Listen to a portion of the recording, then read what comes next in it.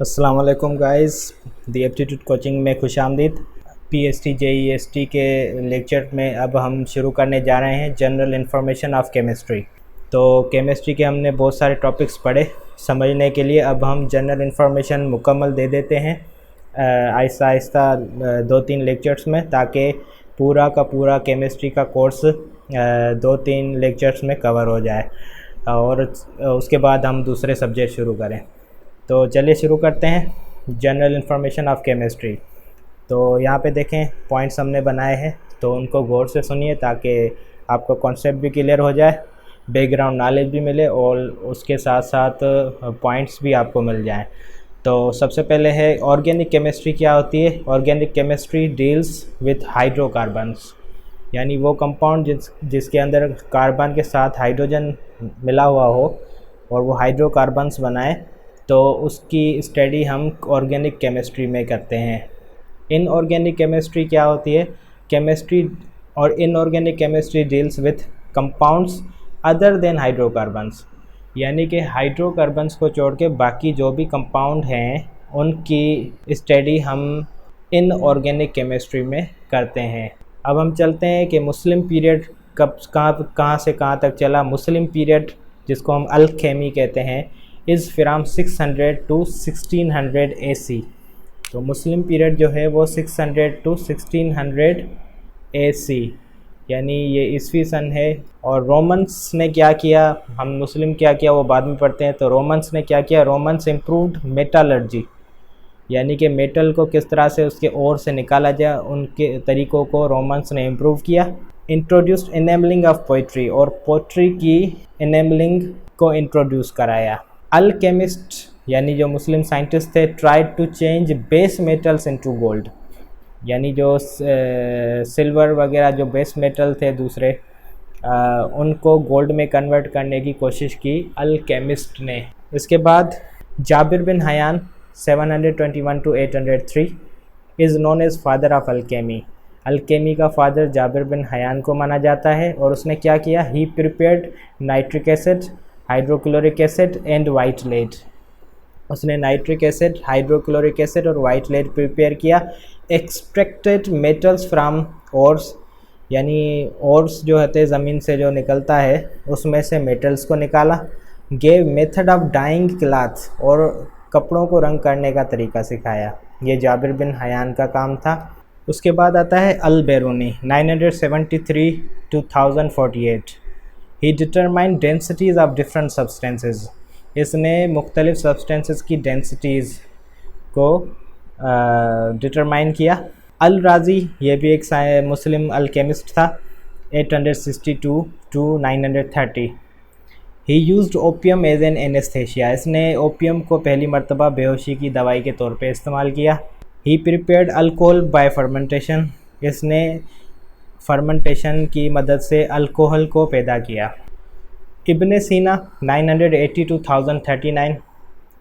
He was famous for medicinal science, यानी इसने medicinal science में अपना नाम कमाया।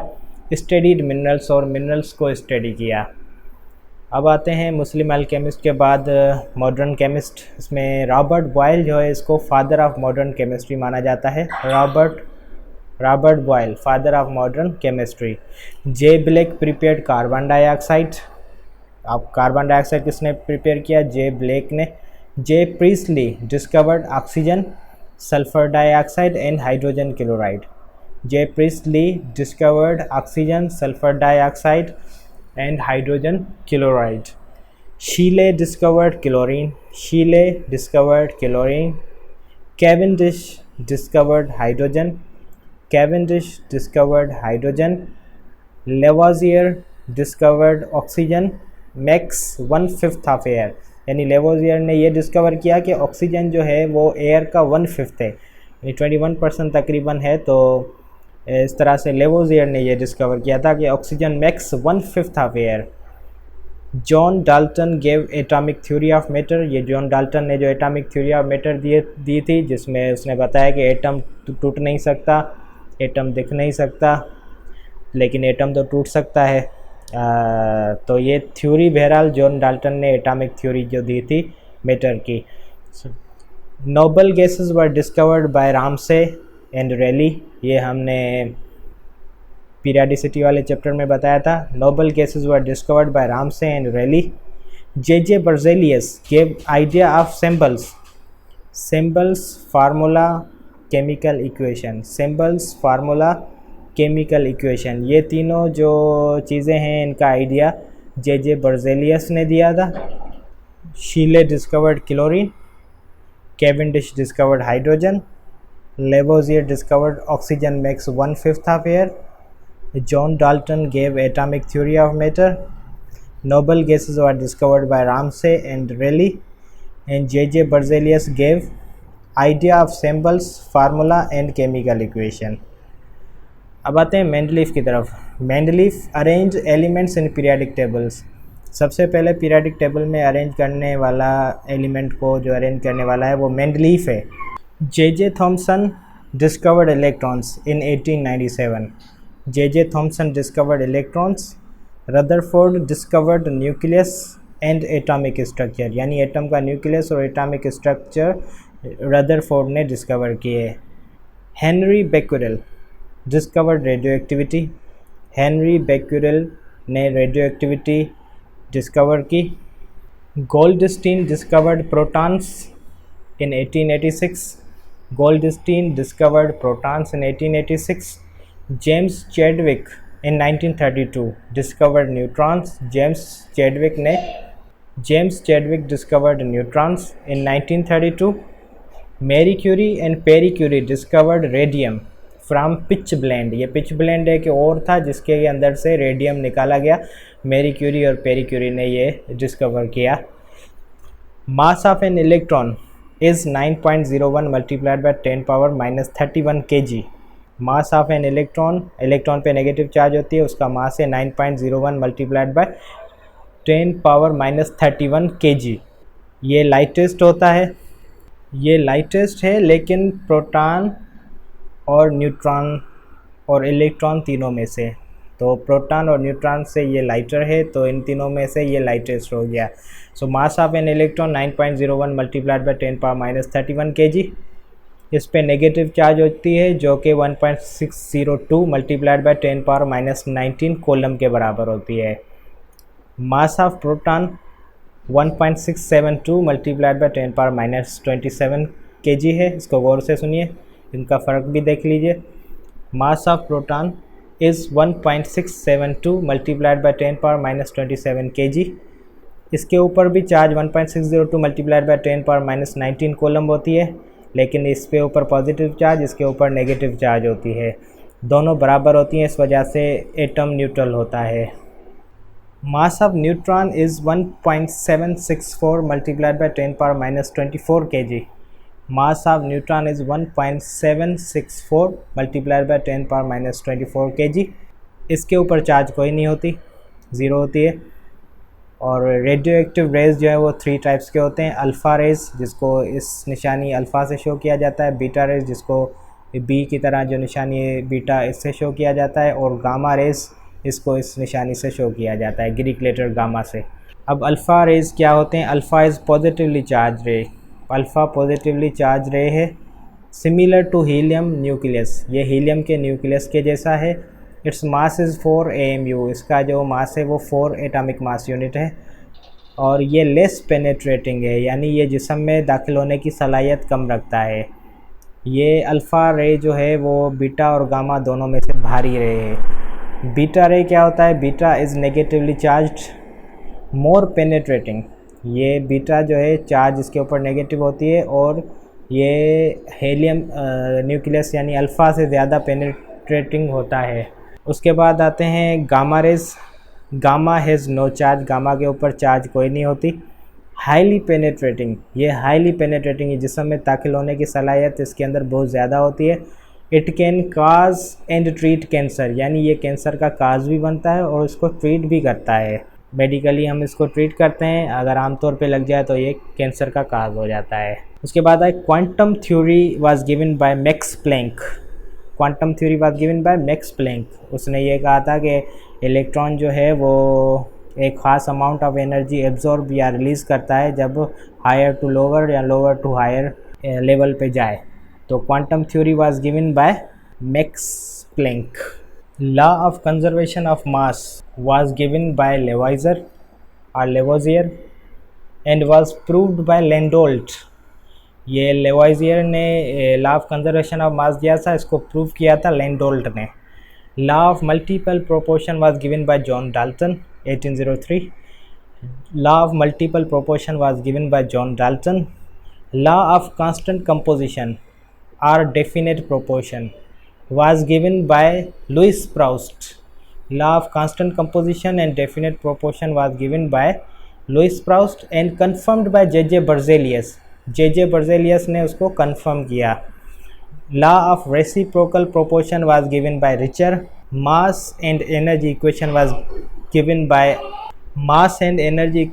given by Einstein। और ये equation E is equal to mc square है। Mass and energy equation was given by Einstein, E is equal to mc square.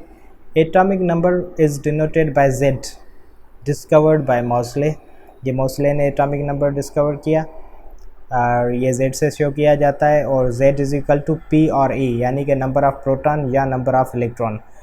Atomic mass is denoted by A, atomic mass A से show किया जाता है। और A is equal to P plus N, यानी number of proton plus number of neutrons. और atomic mass का unit जो है वो AMU है। केमिकल रिएक्शन क्या होता है? Chemical reaction is also called chemical change. Chemical reaction को हम केमिकल चेंज भी कहते हैं। उसके टाइप्स 5 हैं। एक है एडिशन रिएक्शन। अब यहाँ पे देखें, अगर दो चीज़ें ऐड हों, ये रिएक्टेंट साइड है, ये प्रोडक्ट साइड हो, दो चीज़ें ऐड होके कोई नई चीज़ बनाए तो उसको हम एडिशन रिएक्शन कहते हैं। जैसे यहाँ पे हाइड्रोजन और ऑक्सीजन मिलके वाटर बना रहे हैं। इस तरह से अगर दो चीज़ें नहीं बल्कि एक चीज़ टूट के दो चीज़ें बन जाएं तो उसको हम डीकम्पोजिशन रिएक्शन कहते हैं। जैसे यहाँ पे वाटर जो है वो टूट रहा है हाइड्रोजन और ऑक्सीजन में, तो ये decomposition reaction. Single replacement reaction क्या होता है? अगर दो रिएक्टेंट आपस में रिएक्ट करें, उसमें से एक जो है ना अपना पार्टनर दूसरे को दे दे, अपना पार्टनर दूसरे को दे दे। जैसे ये हाइड्रोक्लोरिक एसिड अपना क्लोरीन जो है वो जिंक को दे रहा है, तो जिंक क्लोराइड बन रहा है। तो एक ही रिएक्टेंट अपना पार्टनर दूसरे को दे, तो इस किस्म के रिएक्शन को हम कहते हैं single replacement reaction. Double displacement reaction क्या होता है? जब दोनों रिएक्टेंट अपने पार्टनर्स एक दूसरे को दें। जैसे सोडियम क्लोराइड का क्लोरीन वहाँ जाता है और सिल्वर नाइट्रेट का नाइट्रेट वहाँ जाता है, तो सोडियम नाइट्रेट और सिल्वर क्लोराइड बनता है। तो दोनों रिएक्टेंट अपने पार्टनर एक्सचेंज कर रहे हैं, तो इसको हम डबल डिस्प्लेसमेंट रिएक्शन कहते हैं। नंबर 5 पे है कंबस्शन रिएक्शन। ये कंबस्शन रिएक्शन क्या होता है? नीड्स स्पार्क और फ्लेम। इसके अंदर आप स्पार्क या फ्लेम किसी भी रिएक्शन को स्टार्ट करने के लिए दें तो वो रैपिड रिलीज ऑफ हीट करता है, और इस किस्म के रिएक्शन को कहते हैं कंबस्शन रिएक्शन। जैसे हम घर में जो है वो मीथेन गैस को जलाते हैं, तो हम क्या करते हैं, ऑक्सीजन के साथ उसका रिएक्शन कराते हैं, लेकिन फ्लेम की रिक्वायरमेंट होती है। अब हम इसको थोड़ी चिंगारी लगाते हैं या फ्लेम लगाते हैं, तो मीथेन और ऑक्सीजन मिलकर कार्बन डाइऑक्साइड और वाटर बनाते हैं और हीट रिलीज़ होती है। तो इस रिएक्शन को स्टार्ट करने के लिए कंबस्शन की ज़रूरत पड़ी, तो इसको हम कंबस्शन रिएक्शन कहते हैं। और भी दो किस्म है रिएक्शन के। Endothermic reaction which absorb heat, एक ऐसा रिएक्शन जो हीट को एब्जॉर्ब करे। एंड कंटेनर बिकम्स कोल्ड, यानी जिसमें रिएक्शन हो रहा हो वो चीज़ ठंडी हो जाए। जैसे वाटर जब टूटता है तो हाइड्रोजन और ऑक्सीजन बनते हैं, और इसके टूटने के लिए आसपास की वो गर्मी को जज़ब करता है। इसको हम कहते हैं एंडोथर्मिक रिएक्शन। एक्सोथर्मिक रिएक्शन क्या होता है? It release heat and container becomes hot. एक ऐसा रिएक्शन जिसमें हीट रिलीज़ हो और कंटेनर हॉट हो जाए, तो उसको हम एक्सोथर्मिक रिएक्शन कहते हैं। जैसे मैग्नीशियम और वाटर का रिएक्शन होता है, तो मैग्नीशियम हाइड्रोक्साइड और हाइड्रोजन गैस बनती है। उसके साथ साथ 3.353 किलोजूल पर मोल एनर्जी रिलीज़ होती है, जो कि कंटेनर को हॉट कर देती है। तो मैग्नीशियम और वाटर का जो रिएक्शन है वो एक्सोथर्मिक है, क्योंकि माहौल को ये गर्म कर देता है। अब हम पढ़ते हैं कि एंथैल्पी क्या है। ये एंथैल्पी क्या होती है? Change in the heat content during chemical reaction. अब हमने पढ़ा कि एंडोथर्मिक और एक्सोथर्मिक रिएक्शन में क्या होता है, या तो गर्मी एब्जॉर्ब होती है या तो रिलीज़ होती है। तो जितनी गर्मी एब्जॉर्ब होती है एंडोथर्मिक रिएक्शन में, या जितनी रिलीज़ होती है एक्सोथर्मिक रिएक्शन में, उस एब्जॉर्ब्ड या रिलीज्ड अमाउंट ऑफ हीट को हम कहते हैं एंथैल्पी। इसको हम डेल्टा एच से शो करते हैं और इसका यूनिट है किलो जूल पर मोल। एक्सोथर्मिक रिएक्शन में ये एंथैल्पी नेगेटिव होती है और एंडोथर्मिक रिएक्शन में एंथैल्पी पॉजिटिव होती है। एक बार फिर से यहाँ पे देखें, एंडोथर्मिक रिएक्शन में वाटर जब टूट रहा है एंडोथर्मिक रिएक्शन में तो हाइड्रोजन और ऑक्सीजन बन रहे हैं और 286 किलो जूल पर मोल एनर्जी एब्जॉर्ब हो रही है। ये देखो पॉजिटिव है एंथैल्पी। और एक्सोथर्मिक रिएक्शन में जब मैग्नीशियम और वाटर रिएक्शन कर रहे हैं तो -3.53 किलो जूल पर मोल एनर्जी रिलीज़ हो रही है। इस वजह से यहाँ पे नेगेटिव साइन है। तो ये एंथैल्पी नेगेटिव हो गई, ये एंथैल्पी पॉजिटिव हो गई। तो एंथैल्पी क्या होती है? Change in the heat content during chemical reaction या हीट एब्जॉर्ब्ड और release during chemical reaction is called enthalpy. It is positive in endothermic reaction, it is negative in exothermic reaction, represented by delta H, unit is kilojoule per mole. अब ये lecture हम यहीं पे ख़त्म कर रहे हैं। आपने देखा कि कितने थोड़ी देर में हमने बहुत सारे यहाँ पे चैप्टर कवर किए हैं। इस पूरे बुक को हम जो है वो कुछ ही लेक्चर्स में कवर करेंगे। इनको देखते रहिए ताकि आपका एक सब्जेक्ट कम से कम एक ही दिन में कंप्लीट हो जाए। नेक्स्ट वीडियो के साथ मिलेंगे, तब तक के लिए शुक्रिया।